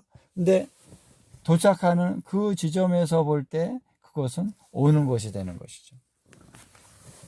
그러면 왜 오는 것이라고 얘기했느냐? 그 지점이 바로 예루살렘이기 때문에 이 선지자는 예루살렘에서 지금 예언을 하고 있는 것이잖아요. 전반적인 문맥을 볼 때 바로 예루살렘으로 오는 시점에서 이 예언이 성취된다라고 하는 것을 알 수가 있는 것입니다. 자, 또 아모스서 1장 6절, 9절, 11절, 또 9장 12절 보면요, 이 포로를 잡아서 이제 다른 족속들이 포로를 잡아서 에돔에게 건네준다, 그런 이제 내용들이 나오고 있고요. 에돔이 형제들을 향해서 악을 행하여서 그 포로들을 잡는다. 이러한 내용이 이제 아모스서 1장에 나오고 있고 9장 12절에도 보면요. 에돔의 남은 자들 이렇게 나옵니다. 에돔의 남은 자들이 이제 바로 예루살렘에서 또 그 백성들 가운데 기업이 된다라고 하는 것입니다. 남은 자들이 돌아와서 바로 예루살렘의 같은 백성들로 연합이 된다 이런 얘기죠. 자, 그래서 이제 그 때에 예루살렘에 남아 있는 자들이 있을 거고요. 그리고 에돔에서 돌아오는 자들이 있을 거고요. 혹은 이제 소수지만 다른 곳에서 또 있다가 돌아오는 남은 자들도 있다고 볼 수 있습니다. 어쨌든 크게 예루살렘에서 머물러 있는 자들이 있고요. 그 다음에 에돔, 특히 보스라의 남은 자들이 있다는 것입니다. 자, 그들이 이제 돌아온다라고 하는 의미에서 에돔의 남은 자들이 온다는 거예요. 그래서 에돔 사람들 중에 남은 자가 있다라고 하는 얘기로 뭐 그냥 볼 수도 있지만 그 내용상에는, 그러나 전후 문맥을 볼 때 에돔의 남은 자들이 어떻게 이스라엘의 유업을 잇는 자들이 됩니까? 그거는 이제 말이 안 되는 것이죠. 에돔 사람들 중에 남은 자가 아니라 에돔에 있는 이스라엘의 남은 자들이다라고 하는 것입니다. 예. 자, 그래서 이런 구절들이 있다는 것입니다. 에돔에 대한 얘기를 하는. 미가서 2장 12, 13절에는 보스라가 나오죠. 보스라의 백성들이 모여 있다. 그들을 이제 데리고 왕께서 앞서 행하시고 그들이 따라온다. 그런 내용이 있습니다. 자, 하박국 3장 3절에도 보면요. 여기는 대만이라고 하는 것이 나옵니다. 대만은 바로 에돔의 도시이죠. 그 대만을 거쳐서 오신다라고 하는 내용이 거기 있게 되는 것입니다. 자, 그래서 구약 성경엔 에돔과 보스라가 특별한 표적이 되어서 심판을 당할 것이다. 이렇게 말하고 있습니다. 자, 그런 구절들이 쭉 나오는데요. 이사야서에도 나오고 또 예레미야서 그리고 에스겔서에도 나오고 다른 여러 구절들에 나오고 있습니다. 자, 그래서 마지막 때에 이스라엘이 큰 환난을 당하고요. 수많은 자들이 이제 죽임을 당합니다. 포로로 끌려가고 또 도망가고 흩어지는 자들이 있을 것입니다. 그래서 도망가다가 또 잡힐 수도 있고요. 여러 가지 상황이 되는 것이죠. 자, 그런 여러 가지 정황 가운데서 많은 사람들이 이제 환난을 당하게 된다라고 하는 것입니다. 자, 그런데 이제 그때의 에돔은 형제임에도 불구하고, 그래서 이스라엘이 형제이죠. 형제임에도 불구하고 그들이 이스라엘을 굉장히 이제 압제한다라고 하는 것입니다. 그래서 하나님께서 진노하시는 것이죠. 그들을 포로를 잡고 또 포로를 넘기고 그들이 이스라엘이 침략당할 때 그들은 기뻐했다라고 하는 것입니다. 이것이 아모스서 1장 11절, 12절에 나오고요. 또한 오바댜 10절에서 14절에 보면은 이제 에돔의 죄에 대해서 나오고 있습니다. 그래서 하나님께서 이사야 34장, 예레미야 49장에 보면요.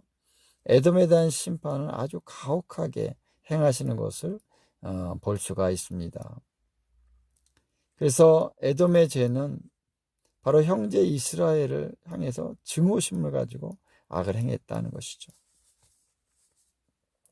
그래서 에돔 지역에서 이스라엘의 포로가 잡혀 있기 때문에 주님은 그곳으로 먼저 가신다라고 하는 것입니다. 재림하셔서 그래서 그 포로를 해방해 주시고 그 포로를 돌려서 바로 예루살렘으로 그들을 데리고 오시기 위해서 예수님이 재림하셔서 이 땅에 내려오시면서 가장 먼저 에돔 지역을 가신다라고 하는 것입니다. 그래서 큰 환란이 일어나서 많은 포로들이 에돔 지역에 잡혀져 있는데 그 중에서도 바로 보스라에 잡혀 있다라고 하는 것이 나오고 있죠. 이것은 바로 미가서 2장 12절 13절에 나오고 있습니다. 자, 그래서 왕께서 그들을 이제 이끌고 예루살렘으로 가신다 하는 그런 내용이 미가서에 보면 나오고 있는 것입니다. 자, 그래서 이러한 내용이 바로 19장 11절부터 16절까지 앞부분에 있는 내용과 일맥상통한 내용이다라고 보는 것입니다. 자, 여기 보면은 이제 하늘이 열리면서 보라 백마와 그것을 탄 자가 있으니 그랬습니다. 백마와 그것을 탄 자가 이제 하늘이 열린 다음에 거기서 내려온다라고 하는 표현은 여기에 없어요. 보라 백마와 그것을 탄 자가 있다 이렇게 표현하고 있죠. 그래서 예수님이 분명히 구름을 타고 오신다 그랬는데 백마를 타고 오시나? 우리가 오해할 수도 있는데요. 아니면 백마와 구름은 똑같은 거 아니야? 흰색이니까 뭐 이렇게 해석을 할 수도 있습니다만 우리가 그렇게 인위적으로 해석을 해서는 안 되고요. 분명한 것은 예수님이 이 지상에서는 백마를 타고 움직이신다라고 하는 것입니다. 하늘에서는 구름을 타고 오시는 것이죠. 자, 그래서 이 열린 하늘에서 백마를 타신 그리스도가 나타나시는 것을 요한이 보는 것이죠. 자, 그래서 이것을 우리가 잘 구분해서 우리가 이해해야 될 줄로 믿습니다. 자, 백마를 타고 오신 그분은 그 이름이 충신과 진실이라 그랬습니다. 충신은 faithfulness, 신실함이란 그런 뜻이고요. 진실은 truth, 진리, 진실이란 그런 의미가 있는 것이죠. 그분이 공의로 심판하며 싸우신다 그랬습니다. 공의는 righteousness, 의로움이죠. 의로움으로 심판하시며 싸우신다.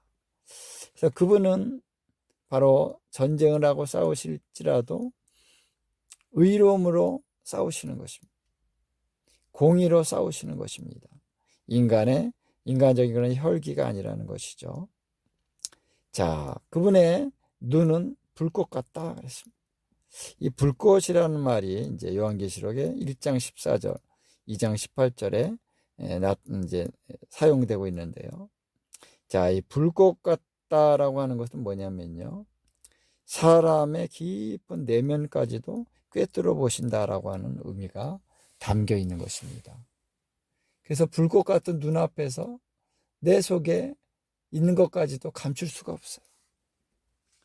그것은 정확하게 심판하실 수 있는 그분의 능력을 여기서 얘기해주고 있는 것입니다. 그의 눈이 불꽃 같으니까 아름답다 이런 의미가 아니라는 것이죠. 그래서 그 눈이 불꽃 같다. 이게 심판하시는 장면이잖아요. 그래서 심판과 연결되어져서 불꽃 같은 눈이라고 하는 표현이 여기 나오고 있는 것입니다. 자, 그 다음에 그 머리에는 많은 관들이 있다라고 하는 것입니다.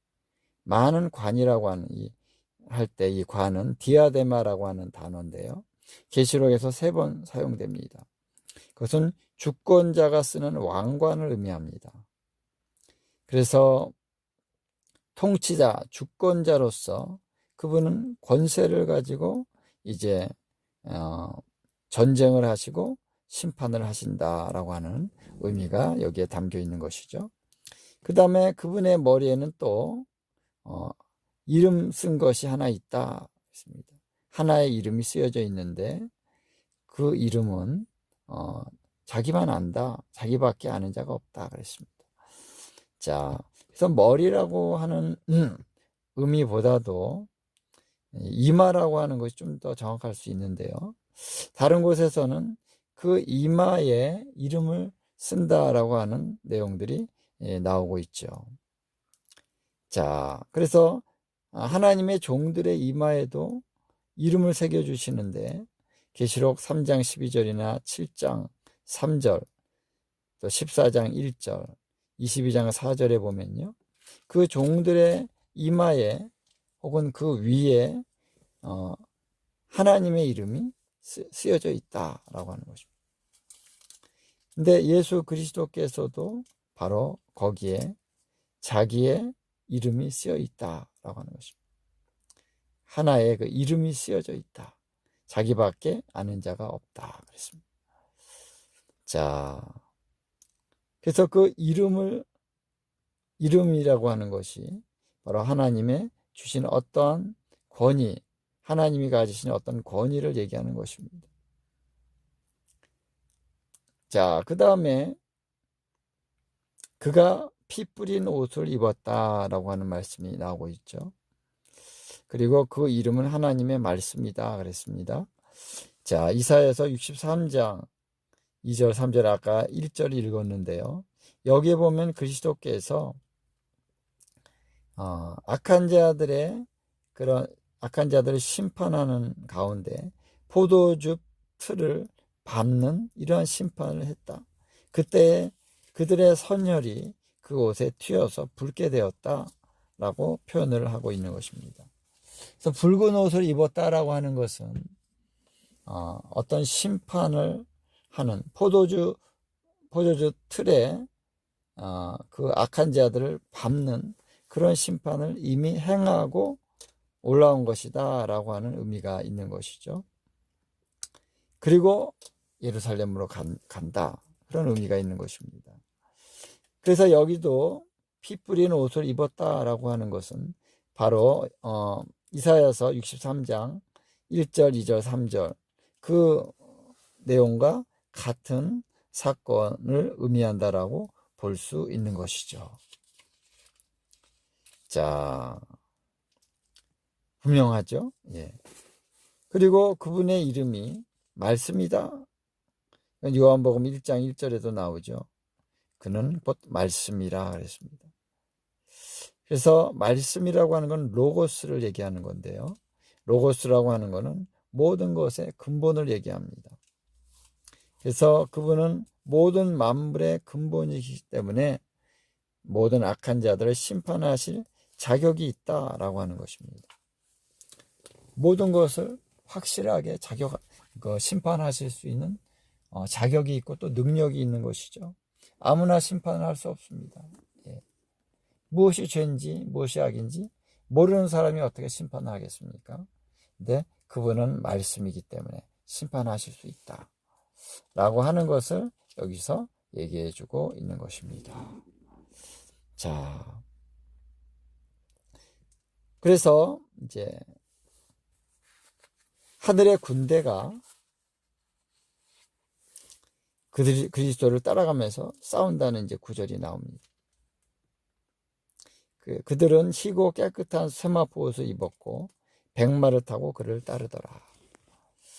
자, 여기 이들의 정체가 누구이면서 성경의 다른 데서 어디서 이들에 대한 얘기가 나올까요? 이들은 재림하신 그리스도께서 악한 자들을 심판하실 때 함께 따라오는 자들이다 라는 것이죠. 이 구절이 바로 요엘서 2장 11절에도 나옵니다. 여호와의 날에 악한 자들을 심판하는 그 대목에서 바로 그들이 여호와를 따라갑니다.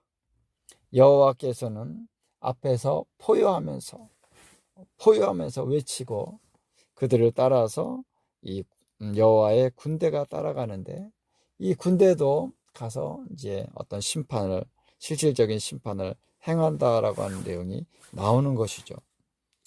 자, 그래서 예수님이 악한 자들을 심판하시는 그 마지막 때 그 시점에서 이 하늘에 있는 군대들이 예수님만 따라다니는 것이 아니라 그들도 실질적인 활동을 한다라고 하는 것입니다. 요엘서 2장 11절에 그것이 나오는데 거기서는 바로 여호와의 군대다라고 나옵니다. 그 다음에 요엘서 3장 11절 보면은 주의 용사들을 내려오게 하소서 그랬습니다. 여호사밧의 골짜기에서 주님이 약한 자들을 심판하실 때 주의 용사들을 내려오게 하소서라고 말하고 있다라고 하는 것이죠. 그래서 이들은 예수님께서 재림하셔서 이런 악한 자들을 심판하시는 그때 함께 예수님 따라온다라고 하는 것입니다. 스가랴서 14장 5절에 보면요, 모든 거룩한 자들이 함께 한다라고 하는 내용이 나오고 있습니다. 자, 구약에서도 바로 이런 구절들이 나오면서 여기 하늘에 있는 군대들에 대한 얘기가 나옵니다. 자, 그래서 이들은 하늘의 군대로는 우리가 천사들도 생각할 수 있지만 아마 천사들이 함께 하죠. 그러나 이 하늘의 군대는, 여기서 나오는 하늘의 군대는 천사들과는 구분되는 바로 부활의 몸을 입은 자들, 첫째 부활에 참여한 자들이라고 볼 수 있습니다. 그래서 천사들은요, 우리가 부리는 종이라 그랬습니다. 이들이 가면서 선포할 때 그것이 바로 심판이죠. 그래서 그리스도의 사람들은 그리스도의 권세를 받아서 심판하는 권세가 그들 가운데 있는 것입니다. 그래서 이 자리에 주님과 함께 참여하는데 그들이 심판하는 권세를 갖기 위해서는 그들도 희고 깨끗한 세마포 옷을 입을 수 있어야 됩니다. 그래서 희고 깨끗한 세마포 옷을 입고 백마를 타고 바로 예수님도 백마를 타신 것처럼 이들도 백마를 타고 간다라고 하는 것이죠.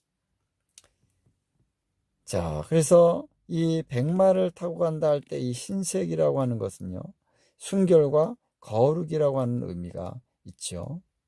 그래서 순결하고 거룩해야만 심판할 수 있는 자격이 되고 능력이 되는 것입니다.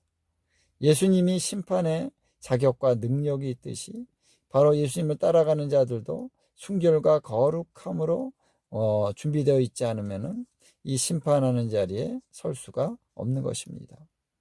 그래서 이 전쟁은 거룩한 심판이 이루어지는 것이라는 것이죠.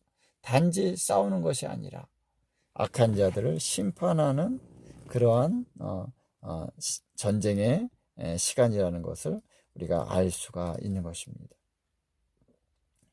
자, 그 다음에는 그리스도의 입에서 아주 날카로운 예리한 그런 검이 나온다 그랬습니다. 그리고 철장으로 다스릴 것이고 하나님의 진노의 포도주 틀을 밟는다, 이 세 가지가 나오고 있는데요.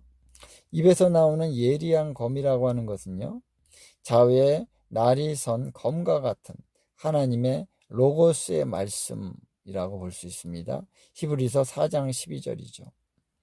그래서 로고스의 말씀, 이 말씀이 검과 같다 그랬습니다. 그래서 이 로고스의 말씀, 예수님이 여기서 하나님의 말씀이라 하는 이제 구절이 나왔죠. 13절에 여기도 바로 로고스라는 단어를 쓰고 있습니다. 그리스도께서는 로고스이기 때문에 심판을 하신다는 것이죠. 그것처럼 바로 하나님의 로고스의 말씀이 바로 이 예리한 그런 검이다라고 하는 것입니다. 자, 그래서 우리 로고스의 말씀은 레마의 말씀과는 조금 차이가 있죠. 레마의 말씀에서의 어떤 강조점은 하나님의 입에서 나오는 살아있는 말씀. 그래서 각 개인에게 또 공동체에게 그때그때 인격 안에서 주시는 그런 말씀입니다. 그러나 로고스의 말씀은 하나님의 어떤 변하지 않는 그런 속성 가운데서 정하신 하나님의 어떤 원리적인 그런 근본이 되는 말씀이다라고 하는 의미가 있는 것이죠. 자, 그래서 로고스의 말씀이 바로 이 예리한 겁니다라고 말할 수가 있습니다. 자, 철장이라고 하는 건 쇠 막대기라는 뜻이죠. 그것은 바로 통치자가 갖는 그런 막대기라고 할 수, 홀이라고 할 수 있습니다. 홀 혹은 규. 성경에 보면은 옛날엔 홀이라 그랬는데 이제 개역 개정판에는 규라 그러죠. 바로 막대기라는 것인데 왕이 혹은 통치자가 잡고 있는 그런 규입니다. 이것으로 다스린다라고 하는 것은 이 막대기로 친다라고 하는 것인데요. 그것은 왕이 가진 권세와 능력으로 악한 자들을 심판한다, 그런 뜻이 있는 것입니다. 자, 그 다음에 친히 하나님 곧 전능하신 이의 맹렬한 진노의 포도주 틀을 밟는다 그랬습니다. 자, 맹렬하다는 것은요, 맹렬하다고 하는 그 뜻은 격렬하다, 이런 의미가 있는 것이죠. 그래서 하나님의 진노는요, 굉장히 격렬합니다. 격렬하다는 게 뭔지 알죠? 아주 그냥 에너지가 넘치는데 정말 죽일 것 같이, 혹은 그 일을 위해서 최선을 다해서 어떤 격렬함 가운데, 그래서 경기가 오늘은 참 격렬했다, 몸싸움도 많았고 그런 얘기를 하죠. 하나님의 진노는 아주 불과 같이 격렬하다는 것입니다. 자, 그래서 하나님께서는 왜 진노가 격렬하시냐? 하나님께서는요, 그 진노가 너무나 분명하기 때문에 그렇다는 의미도 있지만, 하나님께서는 어떠한 심판에 대해서 하나님은 회개케 하시기 위해서 유보하십니다. 그래서 당장 심판하지 않습니다. 그 죄가 쌓여도 어떠한 분량이 차기까지 하나님은 기다리시는 하나님이시다. 할렐루야. 그러나 어느 시점이 되면은 그 시점에 이제는 더 이상 참을 수 없는 그때가 되었을 때는, 그 심판을 하실 때는 아주 격렬하게, 확실하게 하나님은 심판을 하신다는 것이죠. 그 진노를 완전히 쏟아붓는 것입니다. 그리고 그 행동이 아주 확실하게 나타나는 것이죠. 그래서 진노의 포도주 틀을 밟으면 얼마나 정말 그 포도가 밟혀서 포도주가 피와 같이 이제 나온다는 것이죠. 이 하나님의 심판이 이와 같이 격렬한데요.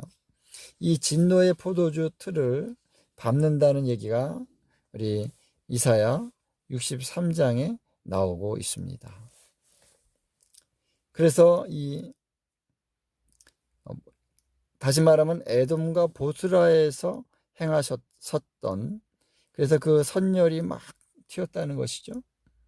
그래서 붉은 옷이 됐다는 것이죠. 그 심판이 바로 그 심판에서 포도주 틀이 밟혔다는 표현을 썼다는 것입니다. 그러나 이 표현은 거기만 있는 것이 아니라 요엘서에도 나옵니다. 요엘서 3장 13절에 나오는데, 이것은 바로 주의 날에 이 해가 어두워지고 달이 어두워지고, 거기에 여호사밧 골짜기에 수많은 이 원수들의 군대가 모여있는 그 자리에서 진멸하시는 그러한 심판을 행하실 때에도 요에서 3장 13절에 진노의 포도주 틀이 밟힌다, 이런 내용이 나오고 있습니다. 또 우리가 요한계시록 14장에서 우리가 살펴보았듯이 성 밖에서 진노의 포도주 틀이 밟힌다, 그런 내용이 이제 나오고 있었죠. 이 성이 어느 성이냐? 이 성은 바로 예루살렘 성을 가리킨다라고 볼 수 있다는 것이죠. 그래서 그 예루살렘 성의 밖에서 이 진노의 포도주 틀이 밟힌다 했을 때, 그래서 예루살렘 성 밖에서 그런 일들이 일어났다고 볼 때 이것은 바로 예루살렘 성 바로 옆에 있는 기드론 골짜기라고 볼 수가 있습니다.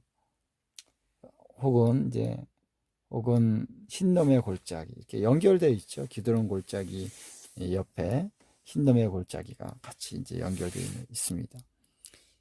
이제 거기에서 이 원수들의 세력들이 이제 짓밟히는 일을 여기서 얘기한다라고 말할 수 있는 것입니다. 자, 그렇기 때문에 우리가 이 세 가지의 지역에서 이 표현을 쓰고 있다라고 볼 수 있는 것이기 때문에 잘 분별해야 됩니다. 이 세 지역 중에 어느 지역을 말하는지를 우리가 성경적으로 잘 봐서 이 심판이 이루어지는 그 때가 언제인지 정확히 우리가 해석할 수 있어야 됩니다. 제가 이 부분을 해석할 때 좀 많이 헷갈렸습니다. 여기서는 성 밖인데 여호사밧 골짜기는 또 성에서 사실 한참 떨어진 곳이거든요. 성 밖은 바뀌겠죠. 그러나 성 밖에서 가까이 있는 데를 얘기해야만 그것을 성 밖이라고 얘기할 수 있지. 어느 정도 떨어진 곳이라고 하면 그냥 성 밖이라고 표현하기는 좀 어렵잖아요. 그리고 또 보스라에서 에돔에서 또 이러한 진노가 있었다. 이런 것들을 볼 때 처음에는 이게 뭐야? 도대체 어디고 언제야? 파악하기가 조금 어려웠습니다.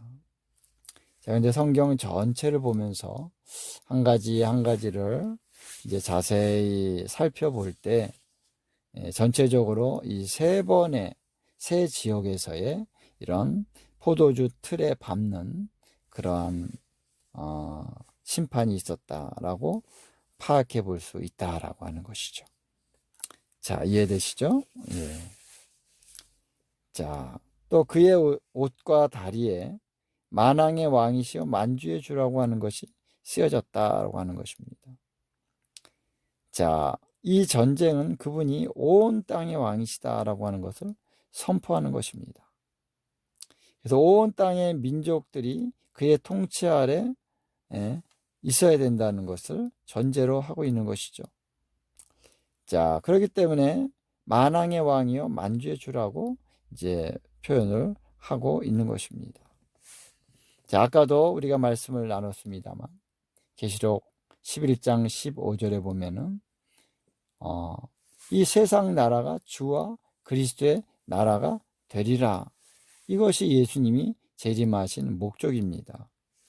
그래서 하나님을 대적하고 그리스도를 대적하는 자들은 심판을 받아야 되는 것이죠.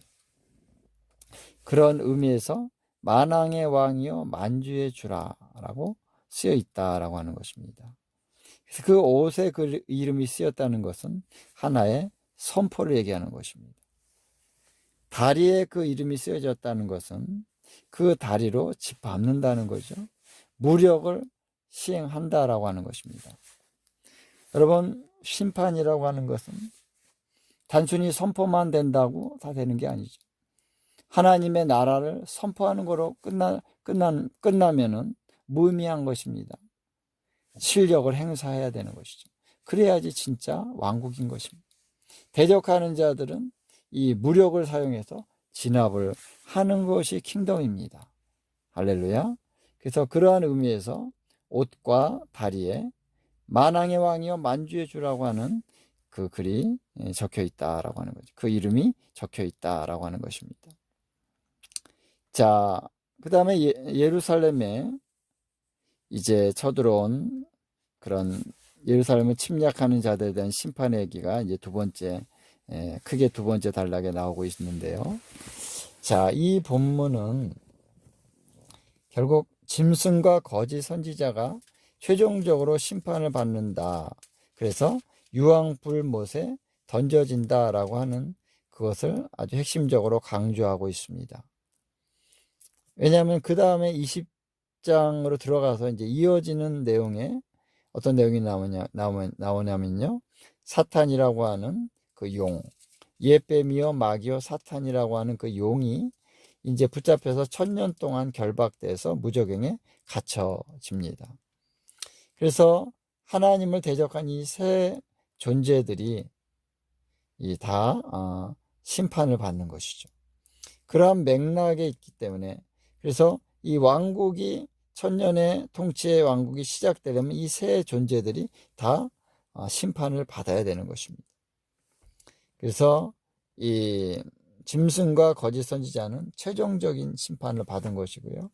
이제 용은 1000년간 묶여지는 심판을 받아서 다시 한번 이제 풀려나올 때가 있지만 어쨌든 활동을 할 수 없도록 묶여진다라고 하는 것입니다. 자, 그래서 이런 내용을 볼 때 이 짐승과 적그리스도가 얼마나 사악하며 이들이 반드시 심판을 받아야 되는 이유가 여기에 있는 것입니다.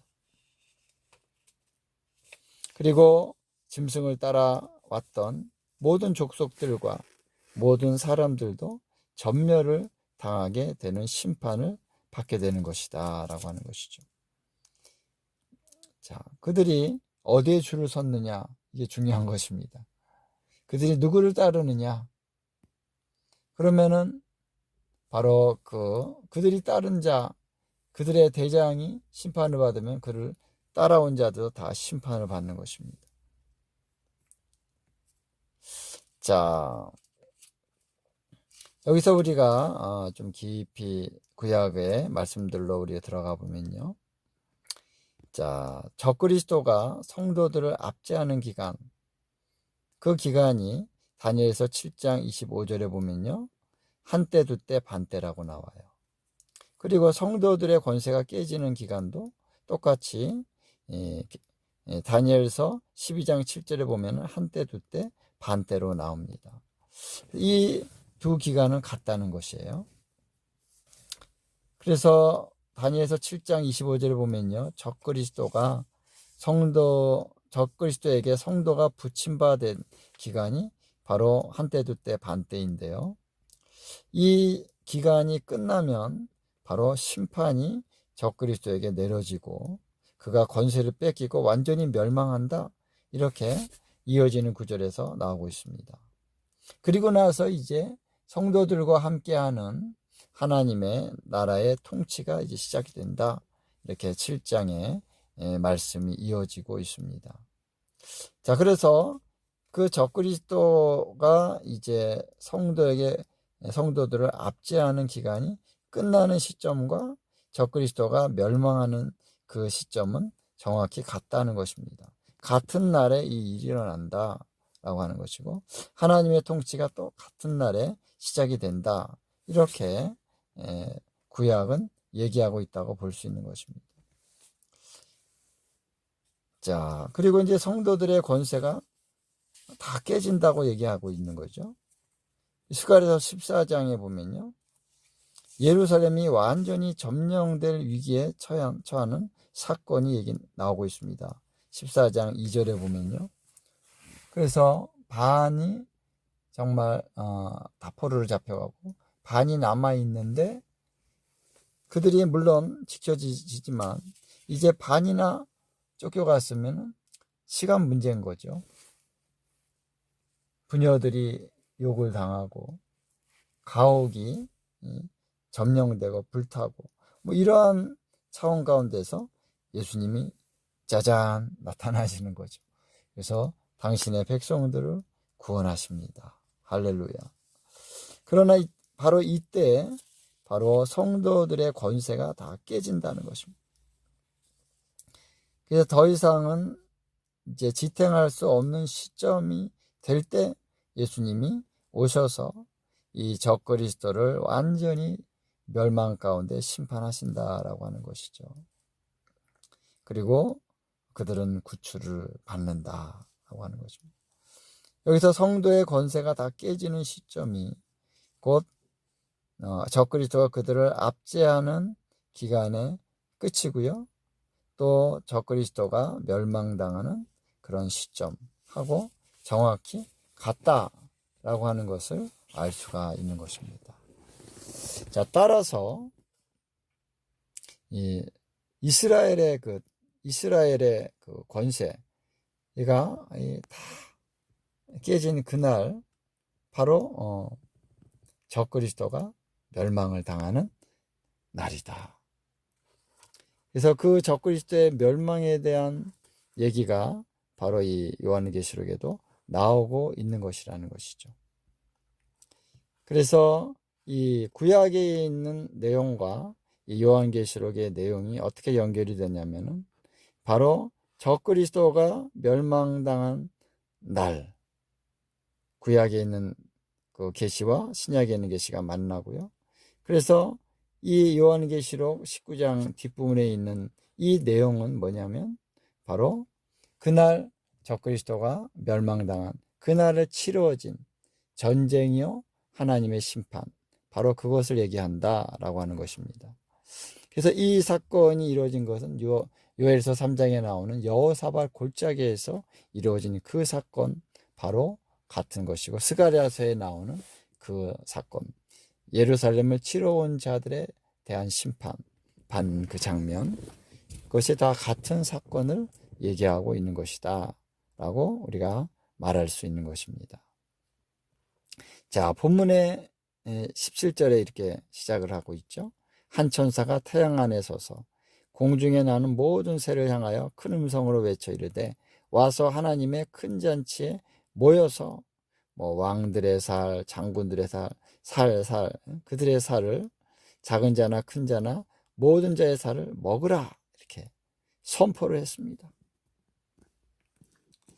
자, 이 천사가 큰 음성을 외친 이 사건은요, 자, 모든 새가 움직여서 이제 거기로 와라 라고 하는 그런 의미가 있죠. 그들에게 명령하죠. 근데 이것의 목적이 뭐냐면은, 더 중요한 의미는 예루살렘에 쳐들어온 모든 군대를 하나님이 치실 것이다 라고 하는 강력한 메시지가 거기에 담겨 있는 것입니다. 자, 그래서 이제 그들이 다 시체가 될 거니까 새들아 와라, 이런 내용이죠. 자, 여기에 보면은 왕들, 장군들, 또 장사들, 여러 부류의 그런 명칭들이 많이 나오고 있습니다. 이 얘기는 뭐냐면요, 거기에 참여한 모든 자들이 다 죽임을 당한다라고 하는 의미가 담겨 있다고 볼 수 있습니다. 그래서 혹시 하나라도 빠지면 안 되는 거예요. 거기 자유인들도 있고요, 종들도 있고, 작은 자도 있고 큰 자도 있다는 것입니다. 작은 자까지 다 죽임을 당할 것이고, 그들의 살은 바로 공중의 새들에게 먹힌 바 될 것이다 라고 하는 것입니다. 자, 그래서 그 심판이 얼마나 강력하고 맹렬한 하나님의 진노가 부어지는 것인지 여기서 말씀으로 표현하고 있는 것입니다. 자, 그래서 그리스도를 향해서 이 전쟁을 일으킨 자는 바로 여기에 보면은 짐승과 거짓 선지자라고 나오고 있습니다. 자, 그들이 바로 전쟁을 일으켰다. 그리고 그 군대들이 함께 모여 있지만, 군대들이 함께 이제 포함이 되지만요, 주범은 그 짐승과 거짓 선지자다라고 하는 것입니다.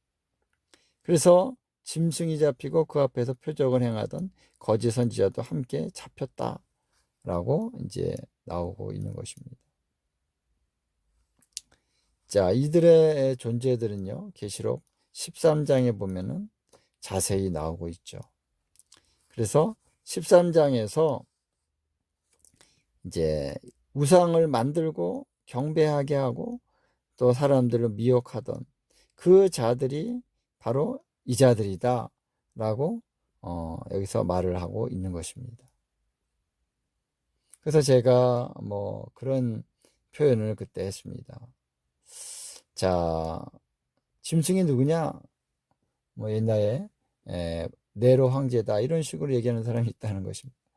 그럼 그들의 최후가 뭐냐 이렇게 불못에 던져졌느냐? 그러면 시체가 없어야 되는 거죠. 왜냐하면 산채로 던져졌으니까. 그들의 시체가 죽음과 함께 없어졌느냐? 역사에 그런 기록은 없어요. 그런 기록이 있어야만 그들이 짐승이라는 것이 그가 짐승이라는 것이 증명이 되는데 그런 기록 없습니다. 그렇죠? 이들이 받는 심판은 무서운 심판인데 이들이 바로 13장에 나오는 그 짐승이에요. 그렇죠? 13장에는 물론 첫째 짐승, 둘째 짐승, 두 짐승이 다른 짐승 이렇게 나오죠. 자, 근데 그래서 그들이 이제 심판을 받는데 그들의 심판은 산채로 유황 불못에 던져진다라고 하는 것입니다. 그래서 거짓 선지자라고 하는 말은 이제 13장에는 안 나오죠. 그냥 짐승, 다른 짐승이다라고 나오고요. 16장에 보면 또 거짓 선지자라고 거기서는 나옵니다. 자, 그래서 바로 이들은 16장에서도 나오는 것처럼 온 천하의 왕들을 아마겟돈으로 모이게 한 장본인들이다라고 하는 것이죠. 이들이 바로 전쟁을 일으킨 자들이다. 그래서 이들이 받는 심판은 마땅한 것이다. 엄청난 심판을 받는 것이죠. 그리고 그들을 따르는 많은 군대들, 사람들도 바로 백마탄자 그리스도 입으로부터 나오는 그런 검으로 죽임을 당한다라고 하는 내용이 나오고 있습니다.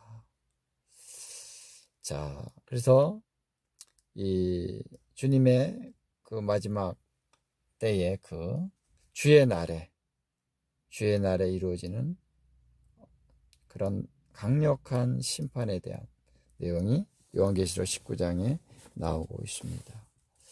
자, 그래서 이 내용이 이제 이루어지고 난 다음에 이제는 주님의 천년간의 통치의 시간이 시작이 되는 것이죠. 할렐루야. 기도하겠습니다. 하나님 감사합니다. 우리 주님은 악한 자들을 반드시 심판하시는 하나님이심을 우리로 알게 하심을 감사드리며 그 심판과 함께 주를 경외하는 자들과 함께 주님의 통치를 시작하실 우리 주님을 찬양합니다. 그날을 우리가 갈망하며 기다립니다. 주님, 어린 양의 혼인잔치와 함께 주님의 통치가 시작될 것인데 오늘 우리가 그날을 갈망하며 그날을 주님이 이루실 모든 역사를 위해서 우리가 함께 주님과 동행하면서 협력하면서 주님 우리도 싸우며 기도하며 거룩하게 살며 주님과 함께 그때를 준비해가는 저희들이 될 수 있게 하여 주시옵소서. 오늘도 함께 하심을 감사드리며 예수님의 이름으로 기도하옵나이다. 아멘.